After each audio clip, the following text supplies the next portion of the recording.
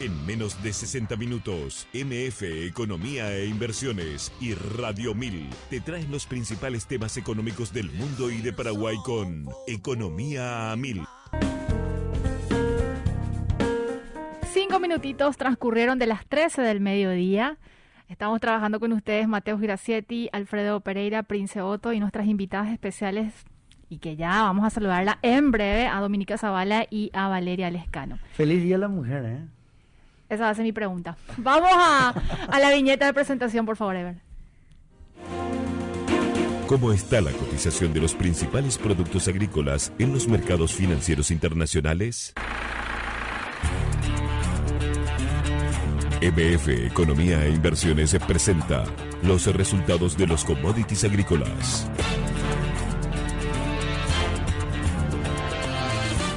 La soja cerró en el día de ayer en $610 la tonelada, el maíz cerró en $294 la tonelada, el trigo cerró en 476 con una suba del 7% en el día y acumulando un 68% en lo que va del año.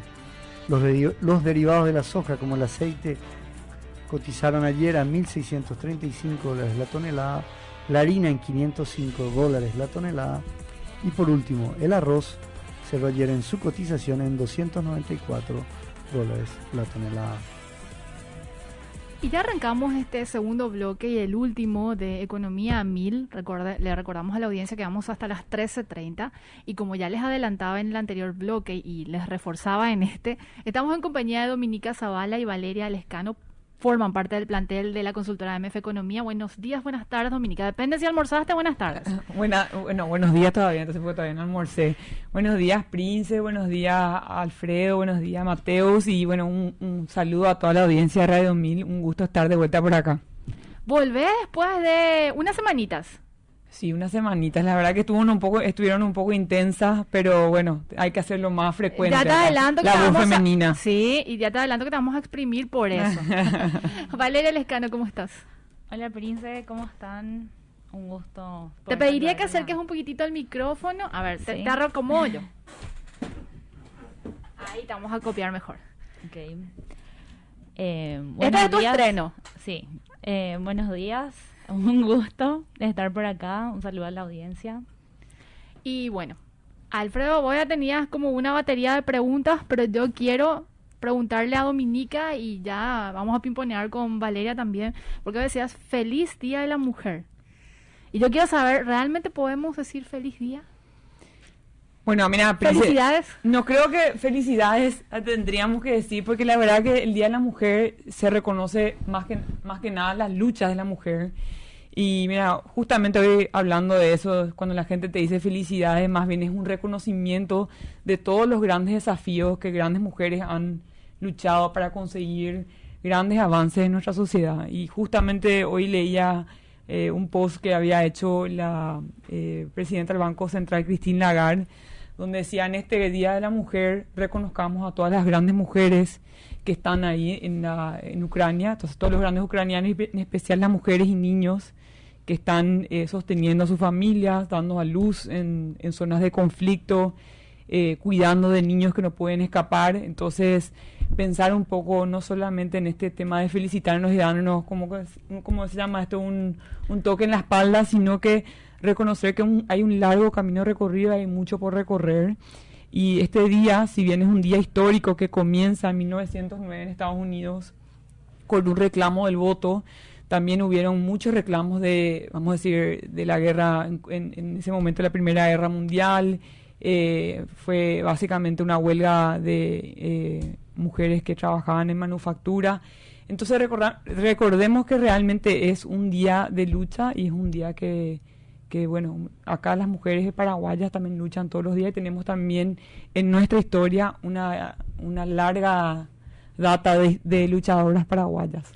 Y el avance de conquistas, sin embargo, si hacemos el sopesamiento, aún hay muchas reivindicaciones, Valeria, por impulsar, vamos a decir. Sí, una de las cosas que no tenemos que olvidarnos, como estaba mencionando Domi, es que muchas mujeres también lucharon por la votación acá en Paraguay. Es un ejemplo importante de recordar el día de hoy. En 1961, en este año cumplimos 61 años en julio, de poder...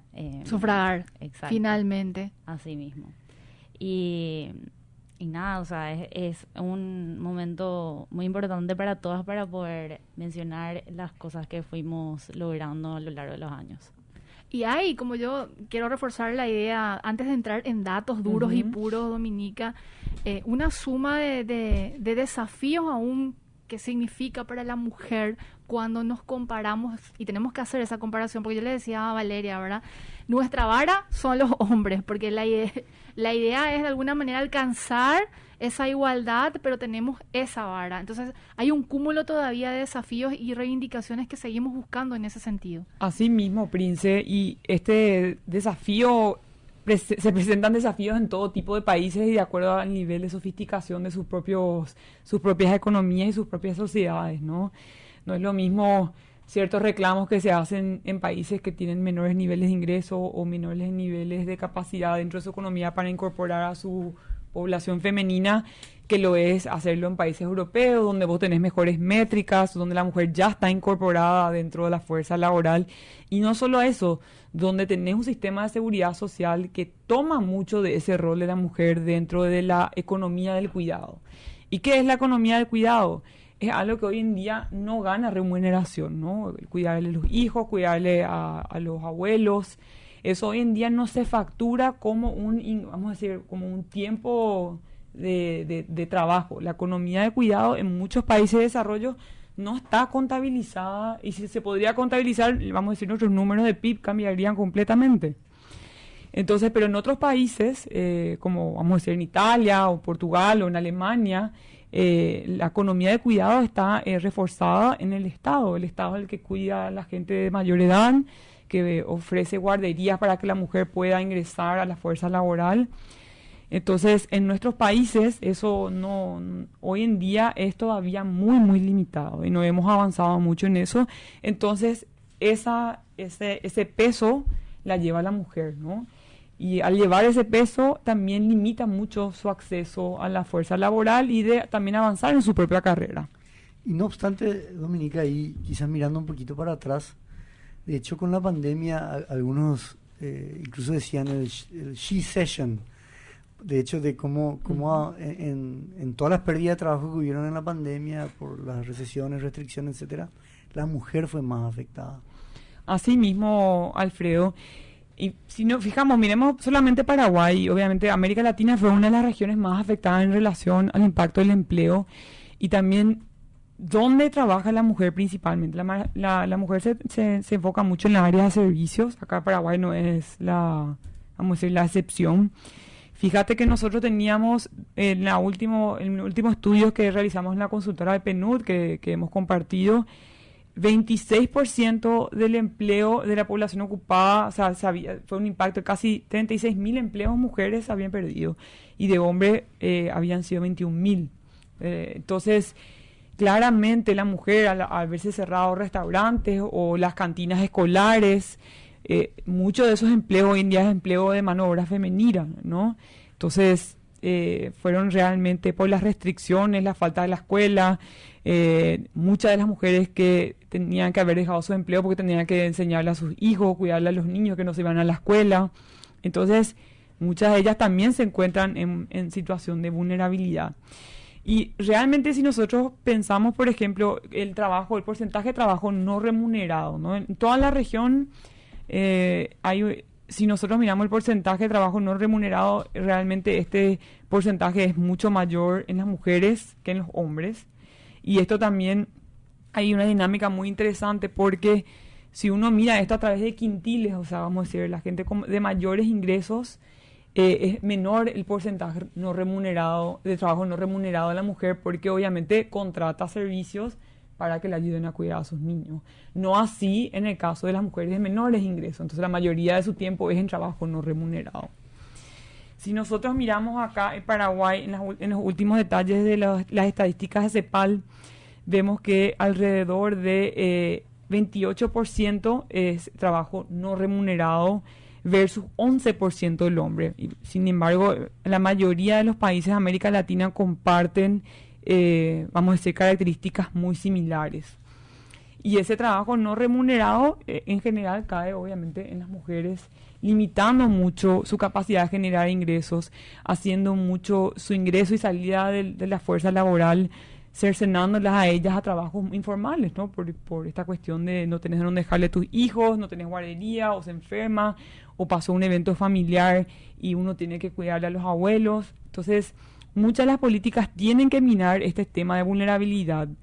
Entonces, no es una cuestión de solamente pedir igual pago, sino de mirar cuáles son las condiciones y la infraestructura que necesita la mujer para sostenerse en el empleo.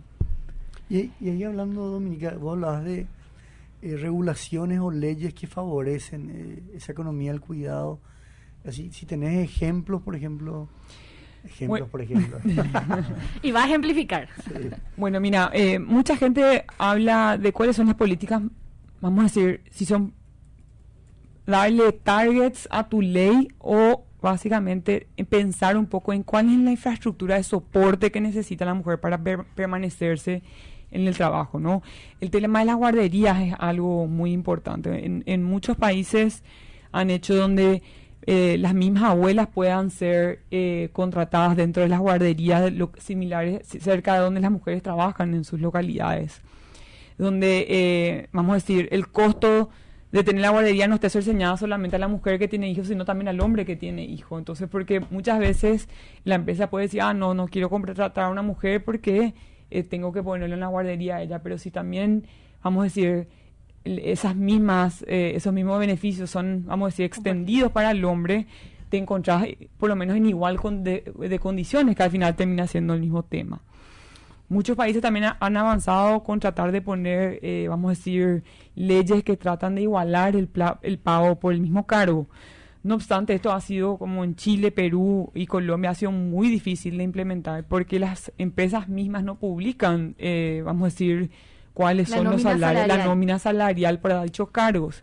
Inclusive en Europa, donde esta campaña se ha avanzado bastante, ha costado muchísimo transparentar el sistema de pago de salario, ¿verdad?, por dicho cargo, para que uno sepa si está dentro del rango o no. Con respecto a los ingresos, Dominica, o sea, me gustaría primero ir a los cargos. Sigue habiendo una brecha muy importante si hablamos de cargos directivos o ocupaciones de mujeres en posiciones claves, vamos a decirle, dentro de la economía, y esto evidentemente se traslada a los ingresos, que también marca una diferencia muy importante entre lo que gana un hombre y gana una mujer. ¿Vos tenés datos de Paraguay con respecto a esos puntos? Nosotros, datos de cargos directivos no hay publicado, la verdad. O sea, la mujer en general, y esto te digo inclusive a nivel internacional, creo que son algo así el 25% de miembros del directorio de las empresas de S&P 500, que son las empresas que cotizan en la bolsa. Y si uno mira inclusive a empresas en tecnología, inclusive menos fundadores mujeres. O sea, estos cargos directivos, al final y al cabo, de vuelta, esto va mirando con una mirada de que la mujer ingresa a la fuerza laboral, puede permanecerse en la fuerza laboral y básicamente llegar a ese cargo directivo. Uno de los principales desafíos es la permanencia en la fuerza laboral, ¿no? Entonces, si ella tiene infraestructura de soporte para mantenerse, seguir su carrera y no tener que pausarla o no tener que salir porque algún familiar se enferma, es mucho más, o sea, tiene mucho más chances de llegar a puestos gerenciales, ¿no? De hecho, compartiendo datos de la consultora McKinsey, ella hablaba en el 2020, la mujer en las empresas, miembro de directorio un 22%, ejecutivas y cargos de gerencia 15%. Ojo, esas seguramente son todas en economías desarrolladas. En ¿no? economía desarrollada, y eso iba a agregar que probablemente esto se reduzca mucho más cuando hablamos de economías emergentes o de países con bajos ingresos. Y en la fuerza de trabajo 36, y después tenía un dato que me interesó mucho, que es patrimonio privado. Prácticamente las mujeres tienen la mitad que los hombres. Así mismo. Y lo interesante también es, si miramos inclusive las estadísticas de CEPAL, vemos inclusive, bueno, cuál es el rol de la mujer en los cargos públicos, ¿no? Justamente habíamos conversado con Prince acá antes de entrar, hoy en día, si nosotros miramos los países que más tienen mujeres liderando ministerios, vamos a decir, sí, 33, vamos a decir, vamos a tomar el caso más, donde más gente hay. En Costa Rica, el 55% de las mujeres participan en gabinetes ministeriales, o sea, casi la mitad. O sea, es mucho. Si nos miramos a otros países que no necesariamente han países más conservadores, pero bastante avanzados, que han avanzado bastante. Chile, por ejemplo, con el nuevo gobierno, estaba mirando acá, son 24 ministerios, 14 lideradas por mujeres y 10 hombres. O sea, esto es la primera vez que esto se ve algo así, ¿no? Cabe resaltar, no es solamente que lidere una mujer, sino que lidere la mujer más, o sea, que lidere una mujer hábil que ha llegado ahí por sus propios, claro, porque puede también suceder, como ha sucedido en países como India, donde vos le pones cuotas que tenés que estar y no necesariamente llega la mujer más capacitada. Claro. Entonces, creo que es mirarlo, tratar de igualar la cancha de juego, ¿no? Que la mujer que llegue ahí sea la más capacitada y que tenga la posibilidad de ejecutar un cargo, ¿no? Y ahí quiero vincularlo con la parte educativa, Dominica, Valeria, Mateus, Alfredo y obviamente la gente que nos sigue, porque seguimos viendo que las mujeres son finalmente las más preparadas, por decirlo de alguna manera. Sin embargo, el acceso al trabajo, al empleo, sigue siendo limitado. O sea, no se compensa. Uno, el tema de los ingresos, y otro, la oportunidad de acceder a cargos importantes que, si lo ves, finalmente, la mujer también tiene esa capacidad. Y no es que estoy haciendo apología pro mujer. No, sino pero y si le vamos por más allá, ¿verdad? La mujer tiene esa yo capacidad visual amplia, discutíamos ¿verdad? en ese sentido. Obviamente que se requiere una idoneidad mínima, pero creo que esa parte de hablar de cuotas o participación equilibrada, porque también creo que hay un complemento, no sé si es complemento la palabra, pero hay una visión distinta y creo que eso es muy importante. De hecho, salían artículos que a mí me encantaron en estos días. ¿Qué hubiera pasado si Angela Merkel estuviera a la cabeza de Europa? Alguien que tenía una cercanía o sabía relacionarse con Rusia y sabía y ejercía un liderazgo muy, muy importante. O sea, creo que también parlamentarias, porque tener la mitad de parlamentarias mujeres te permite una representatividad también. Eso es interesante, porque estábamos mirando acá también los datos de CEPAL, ¿verdad? El porcentaje de escaños que ocupan mujeres, ¿no? Paraguay, de hecho, está entre los países más bajos, ¿no? O sea, tiene un 16,3%. Países como, obviamente, México tiene un 50%, inclusive Bolivia tiene un 46%. Pero de vuelta, no solamente es mirar la participación, sino también la idoneidad, ¿no? Porque, o sea, pueden haber casos, y han habido muchos casos, donde solamente por una cuestión de cuotas, gente le termina poniendo también gente que no necesariamente son las más capacitadas. Entonces creo que es una fina línea entre tratar de potenciar a mujeres que lleguen a cargos, que tengan la ocupación, como vos mencionabas. Nosotros, justamente antes, creo que el año pasado con Prince estábamos hablando con la gente de Becal y nos comentaban que esta era la primera vez donde las mujeres habían superado, creo que era el ingreso de medicina, ¿verdad, Prince? Medicina, la carrera de medicina, y que llamó muchísimo la atención porque históricamente habían sido hombres. Y hay como una transformación, vamos a decirlo en ese sentido. Y quiero compartir datos, y siempre en la misma línea, del Instituto Nacional de Estadística, que habla sobre la educación, que del total de mujeres que obtuvieron algún título o diploma de una institución educativa, solamente el 37% la obtiene la universidad, mientras que el 45% no lo obtuvo, principalmente por la necesidad de trabajar y ocuparse las tareas del hogar. El restante 18% mayormente obtiene un título para ejercer la docencia. Y en Paraguay las mujeres lideran los indicadores educativos, tal como estaba mencionando. En el ciclo básico y de la media ya se observa que las mujeres se destacan con mejores calificaciones de acuerdo con las últimas evaluaciones del Sistema Nacional de Evaluación del Proceso Educativo. Y este comportamiento es igual en la educación superior. De hecho, entre el 2013 y 2019, unas 178.000 mujeres se graduaron en comparación a los 93.000 hombres. Y en cuanto a los títulos registrados por licenciaturas, maestrías, especializaciones y doctorados, se observa nuevamente una diferencia a favor de las mujeres en todas las categorías frente a los hombres. De esta manera, los datos revelan el empeño de las mujeres en la búsqueda de mejorar y de eso que vos decís, potenciar su habilidad y su conocimiento. Y esto va en línea a lo que estás diciendo, que es justamente un informe del programa de becas Carlos Antonio López Pecal, que revela que el 66% de los estudiantes fueron mujeres. Así mismo, Prince, y hay que pensar que también esta modalidad de tratar de incorporar a la mujer en carreras que generalmente son masculinas, ingeniería, ¿verdad? Tecnología, lo que se llaman las TICs o en inglés se llama STEM, que son en general, la mayoría están dominadas por hombres y en general son áreas donde se remuneran mejor que otras áreas donde típicamente se concentra la mujer, ¿verdad? Desde enfermería, contabilidad. Esto empieza cuando uno le ingresa al colegio a sus hijos, ¿verdad? Que ellas estén motivadas a entrar a hacer cursos por eso digo que es todo un ciclo de vida, no solamente la parte escolar, la parte universitaria, pero inclusive en países como Estados Unidos, Europa siguen siendo muy bajos en la área de STEM, o sea, en la área de tecnología o ciencias.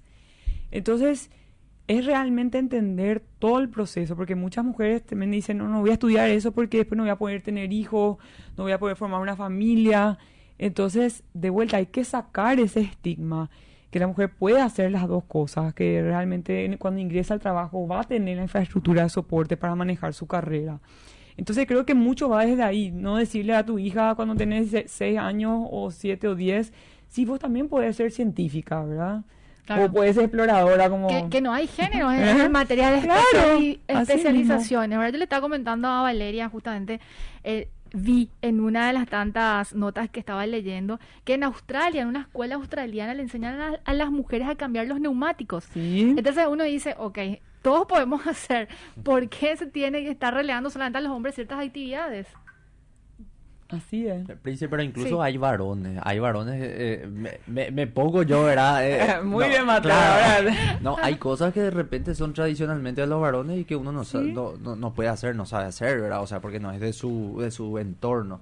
Entonces lo que vamos es eliminar un poco la cuestión de lo que... El estigma, ¿verdad? O sea, las carreras son universales, el conocimiento es universal. Educación. Claro, luego las actividades deberían ser universales, ¿verdad? Y va por ese lado. Y Mateos, y remontémonos de vuelta a la historia, ¿verdad? Porque hoy estamos celebrando la historia de la lucha. Las mujeres fueron las que se fueron a las fábricas, las que se fueron a preparar los cañones. O sea, durante la Segunda Guerra Mundial, la imagen de Betty, que es la mujer que agarra, muestra su fuerza en la fábrica. O sea, cuando los hombres se fueron a la guerra, las mujeres fueron las que entraron a la fábrica a producir todo el sistema, vamos a decir, de armamentos. Entonces creo que es de vuelta sacar el estigma y decir, bueno, uno puede y realmente eso comenzar desde chico, ¿no? Entonces, yo creo que, por eso digo, hoy en día tenemos que recordarnos las luchas y ver dónde tenemos que continuar luchando y principalmente luchando contra los estigmas, ¿verdad? Entonces, ese es principalmente mis 2 centavos. Y la informalidad, Dominica, eso... Tenemos un minuto y medio. La verdad que el tema da para hablar, entendido, sí. No, para mí siempre la preocupación también, la informalidad queja todo el mercado paraguayo laboral, pero creo que en esto que hablamos, la economía, el cuidado, la jubilación para la mujer creo que es algo importante, ¿no? Así es. Pero bueno, primero tenemos que tener un sistema donde podríamos tener algo, o sea, ofrecerle una jubilación universal que hoy en día no tenemos. Eso, lastimosamente, eso es una de las partes, ¿no? Así mismo es, la inequidad sigue estando en la parte de seguridad social, así que eso también hay que resolver para trasladarlo definitivamente a los géneros, vamos a decir. ¿Algunas reflexiones finales, Dominica, para cerrar ya el programa?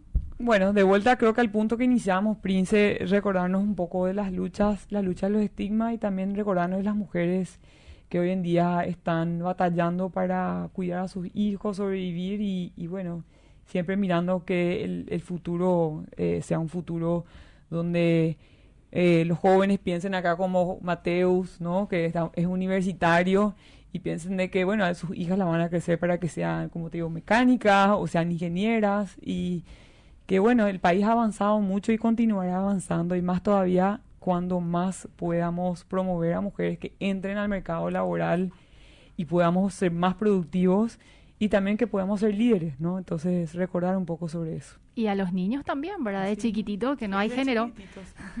¿Algo que agregar, Valeria? La invitamos próximamente nuevamente a Vale para que se suma al plantel en los próximos programas. Pasaron 30 minutos de las 13 del mediodía. Gracias, Dominica Zavala, gracias, Valeria Lescano, Mateo Gracietti, Alfredo Bobo Pereira, Prince Otto. Nos reencontramos mañana. No te pierdas el próximo capítulo de Economía a 1000, de la mano de MF Economía e Inversiones y Radio 1000.